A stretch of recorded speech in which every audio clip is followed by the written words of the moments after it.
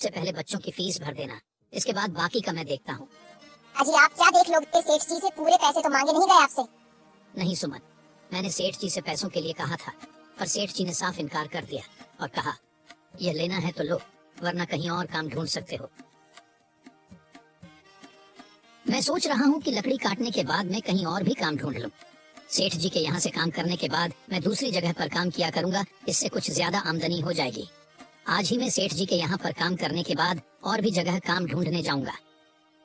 इतना कहकर रामू काम पर निकल जाता है और जैसा कि रामू ने कहा था, वह लालचंद के यहाँ काम करने के बाद काम की तलाश में निकल जाता है। रामू पूरे गांव में काम ढूंढता है, दुकानों दुकानों पर जाकर लोगों से काम मांगता है, मगर हर जगह रामू को केवल निराशा ही हाथ लगती है।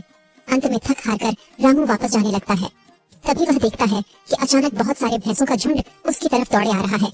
यह देखकर रामू बहुत डर जाता है। वह इधर उधर देखता है तो उसे एक गुफा दिखती है और वह गुफा में जाकर छुप जाता है।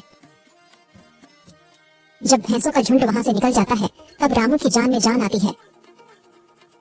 हे भगवान, आज तो बाल बाल बच गया मैं, वरना आज तो मैं इन भैंसों के पैरों तलों तो कुचला ही जाता। और यह मैं कहाँ आ गया? रामू यह सब सोच ही रहा था कि तभी उसकी नजर गुफा में रखी एक टोकरी पर जाती है। रामू उस टोकरी के पास जाता है। ये कैसी गुफा है? ये कैसी टोकरी यहाँ पड़ी है? इसे मैं घर ले जाता हूँ, सामान रखने के काम आ जाएगी।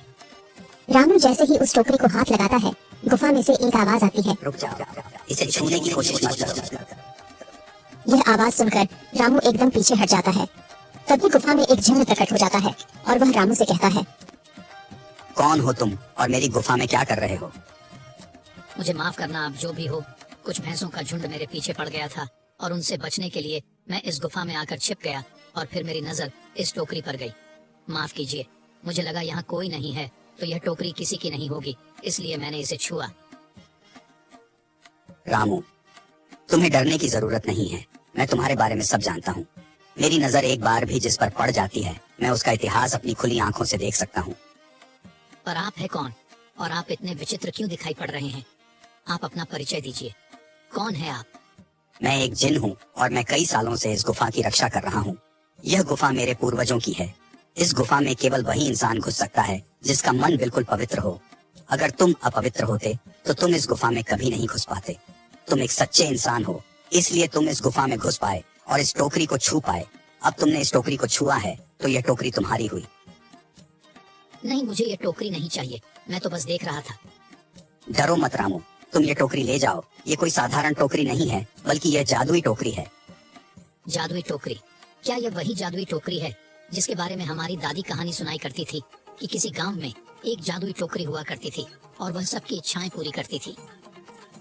हाँ रामू, ये वही जादुई टोकरी है। अब तुम इस टोकरी के मालिक हो। तुम इसके इस्तेमाल से अपनी स्थिति सुधार सकते हो, पर याद रखना, तुम जो भी वस्तु इस टोकरी में एक बार डालोगे, वह चीज ही तुम्हें बार बार इस टोकरी में डालनी होगी। इसके अलावा तुम और दूसरी कोई चीज इस टोकरी में नहीं डाल सकते। अगर तुमने ऐसा किया तो इसका परिणाम तुम्हें ही भुगतना होगा।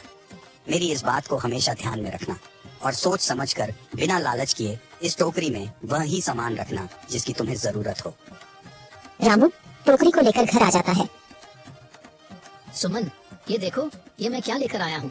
क्या लाए हो आप? बस ये एक टोकरी। सबसे पहले ये बताइए, आप तो काम की तलाश में गए थे ना, तो कोई दूसरा काम मिला कि नहीं? नहीं। अरे सुमन, मेरी पूरी बात तो सुनो। ये कोई ऐसी वैसी टोकरी नहीं है, बल्कि ये एक जादुई टोकरी है।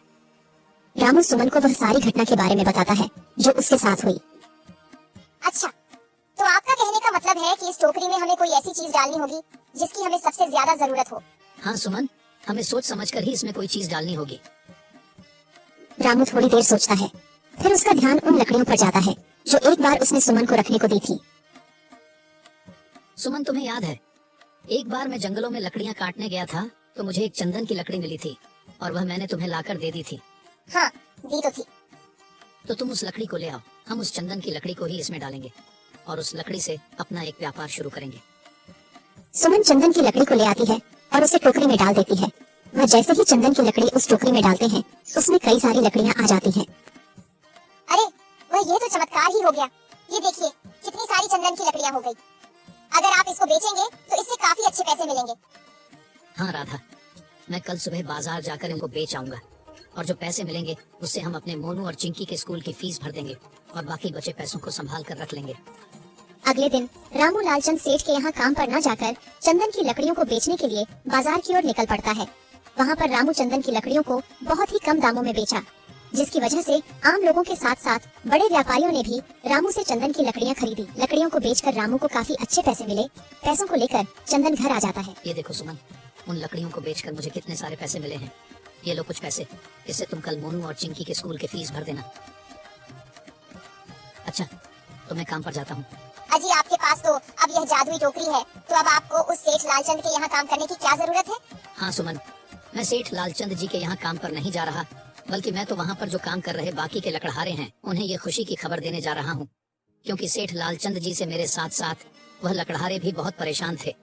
इसलिए अगर मेरा भला हो रहा है तो क्यों ना मैं उन सभी का भला करूँ। वह सभी बहुत ईमानदार लकड़हारे हैं, वह सभी बहुत मेहनत से काम करते हैं, मगर लालचंद ने कभी भी उनको उनकी मेहनत के सही पैसे नहीं दिए।